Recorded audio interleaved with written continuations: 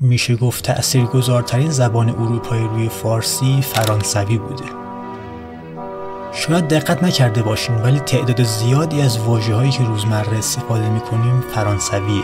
برای مثال آسانسور یا تابلو، کودتا، حتی نمره و یه خیلی دیگه.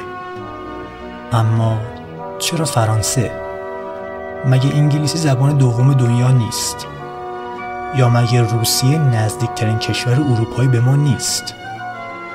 یا مگه هر دوی اینها توی ایران نفوذ استعمار نداشتن؟ پس چرا اونی که به نظر کمترین ارتباط رو به ما داره بیشترین تأثیر رو روی فارسی گذاشته؟ توی قرن 19 به واسطه تلاش‌های امیرکبیر یک تصمیمی گرفته شد.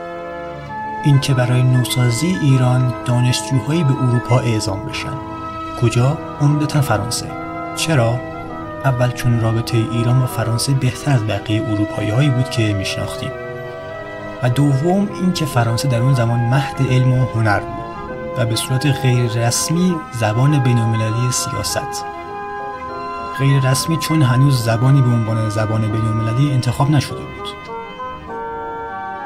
اما قضیه از اونجایی شروع میشد که وقتی این دانشجوها به ایران برمیگشتن، مردم ایران طریقه حرف زدن یک دانش آموخته ایرانی رو بیشتر از نوع حرف زدن یک افسر انگلیسی یا روسی قبول داشتن و تقلید میکردن.